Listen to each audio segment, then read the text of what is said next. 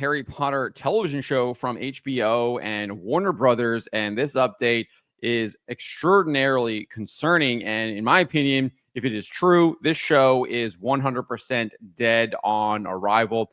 They have killed it before it has even gotten out of the gate.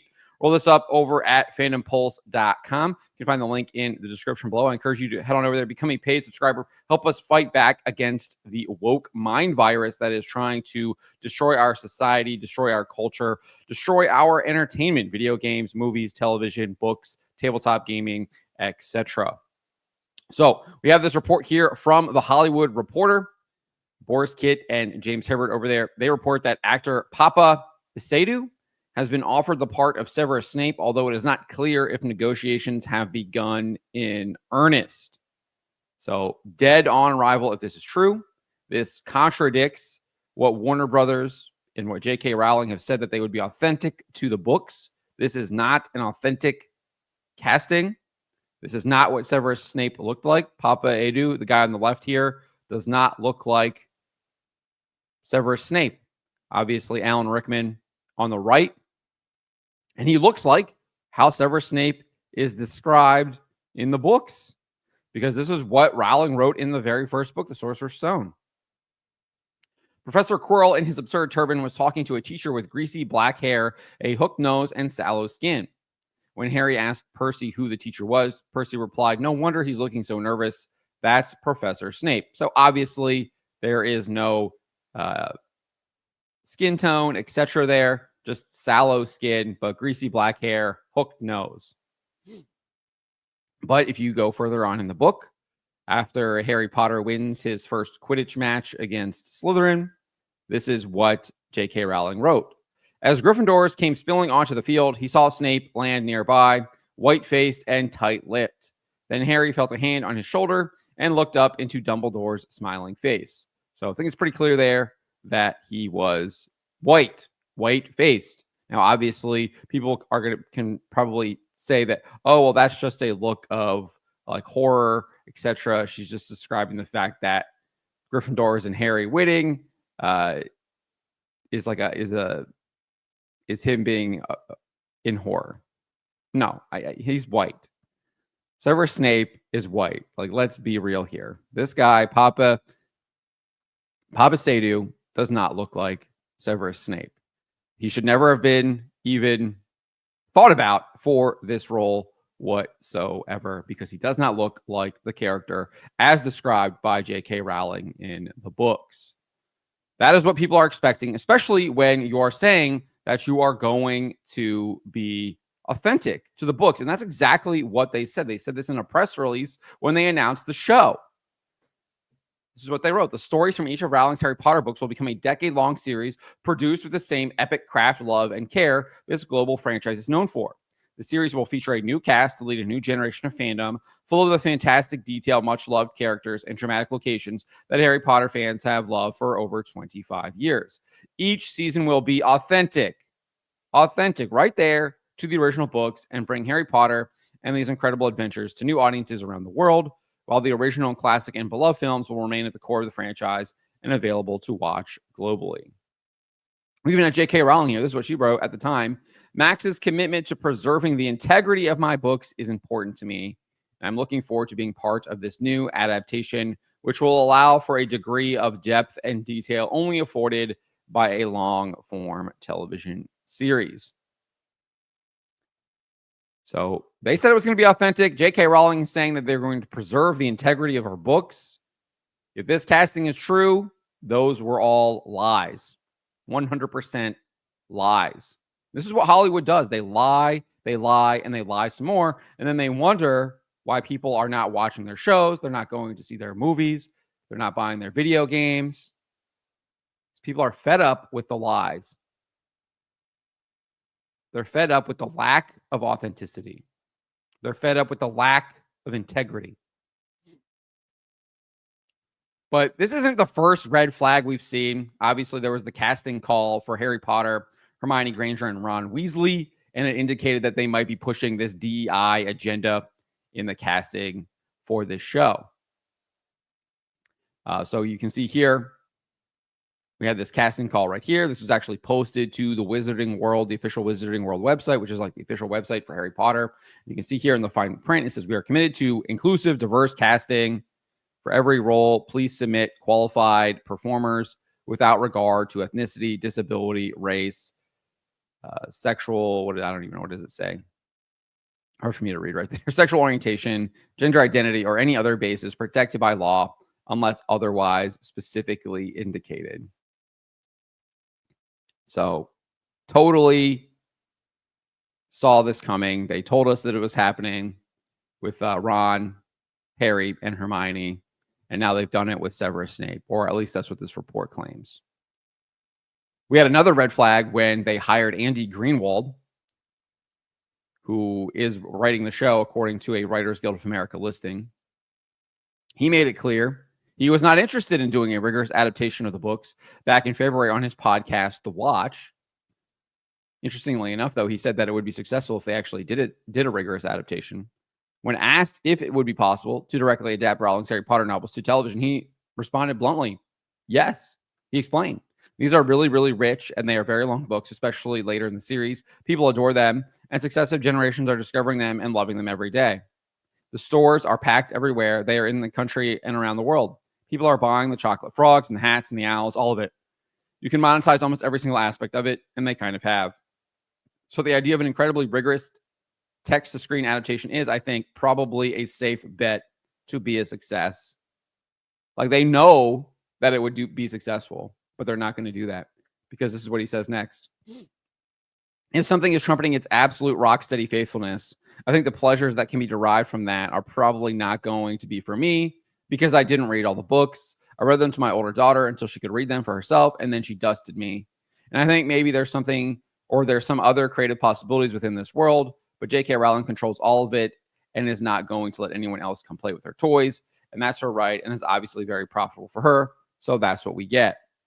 This is a guy who says he hasn't even read any books, not interested in doing a rigorous adaptation, rather do something else. But he also admits that if you do a rigorous adaptation, it would actually be successful. Well, clearly, that's not what they're doing here with Harry Potter television show for HBO. At least based on this casting and everything else we've seen. And we've also seen Rowling defend race swaps, right?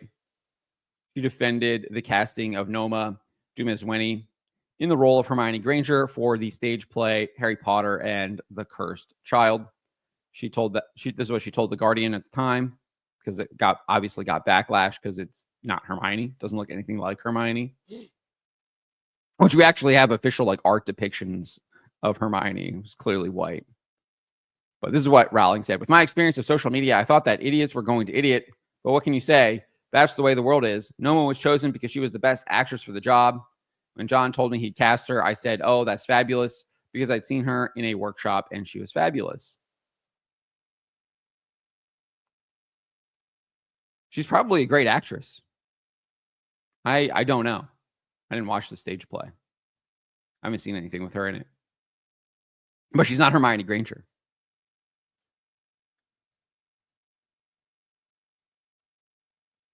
So on top of all this, we've got Warner Brothers Discovery's Chief Global DEI Officer, Asif Sadiq. So this is institutionalized. This type of DEI casting is institutionalized within Warner Brothers. We know this because we got this guy, Asif Sadiq, literally going out talking to other companies about how he is literally working to remove people that oppose his DEI agenda from the company. Like, he literally says this right here. So actually, I'll read this part here. So this person here, Ellen McGirt, she's the editor-in-chief of a site called Design Observer, I guess, or a magazine called Design Observer. And she said this: we came up with this strategy, and I love it. It is find your people and ignore the person you cannot persuade. So they're talking about indoctrinating people into DEI, right? So find the people who support you and then ignore the people that realize that this agenda is evil, this ideology is evil, it's racist, etc. You know exactly who they are. And if you can't bring yourself to do it because of your professional orientation, give it 30 days. Ignore them for 30 days. Don't take the bait. Don't send them the clip. Don't send them the newsletter. Don't send them the deck. Just focus on the people who are willing to do the work, the new arrivals to the work, the new leaders who are preparing, as we've talked about, to be better allies, to be more vulnerable, to communicate better, work preparing them. So they're literally all about just indoctrinating people into this DEI agenda and only providing them the work. I mean, you literally can't make this stuff up. I mean, these people are literally cutting their noses off to spite their face because they're so committed to their evil agenda. But absolutely do not get caught into that spin cycle of trying to persuade the most powerful person that you know who is not interested to be interested because they're not coming. 30 days, you can do it. And then Sadiq said this. And if I can just add on to that point, because I think it's such an important point, even beyond leaders, there's always those few people who will never change. You'll never convince them. You can try up until the end of eternity, and it will still not happen. We waste so much energy doing that sometimes as individuals, whether you're in a leadership position or in a team and so on. Focus on the ones who want to change, because that way you start changing culture. And if you change culture, often those people who don't come around will start saying this place isn't the way it used to be, and they'll leave themselves, which is great. So he's literally wants to get rid of highly qualified individuals because they don't support his DEI agenda. And he is literally advocating a plan, a policy to get them out of the company. I mean, you literally cannot make this stuff up. These people are wicked, absolutely wicked. He didn't stop with sharing this tactic of pushing people out of the workplace. Newsbusters also reports he said this.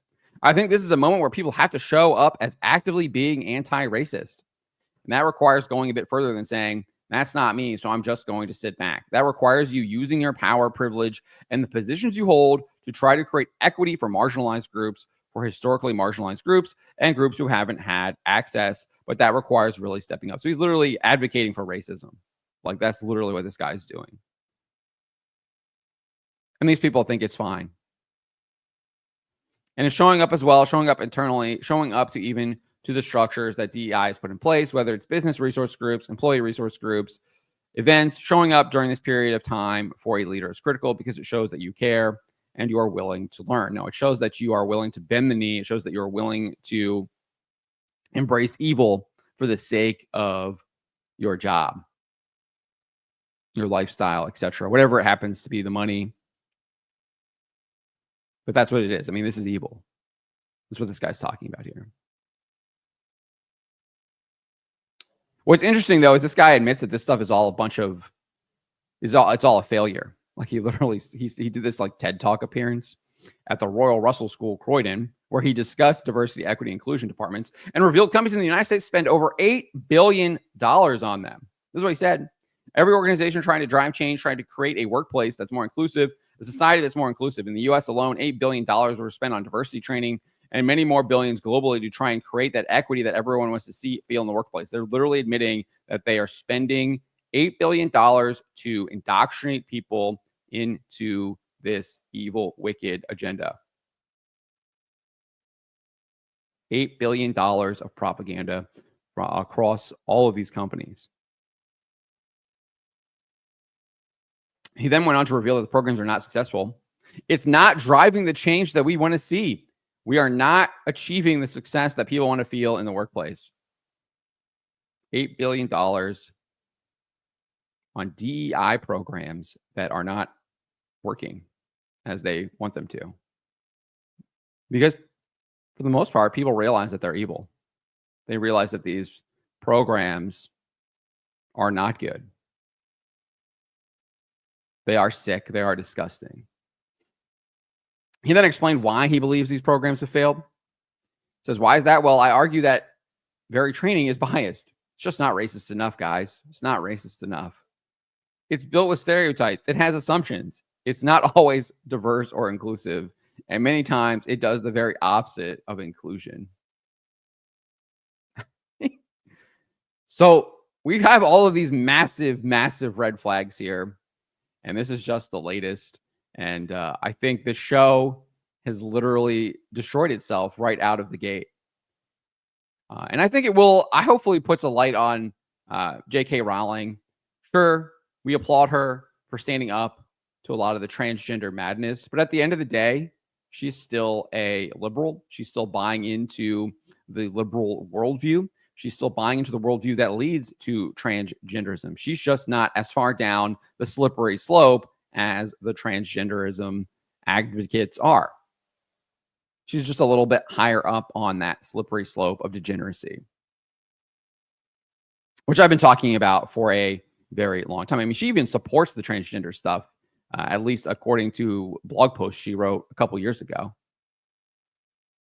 She thinks people should be allowed to mutilate themselves. She just doesn't like the fact that it's basically turned into a political cudgel, and there is a political movement behind it, and it is targeting children, targeting women.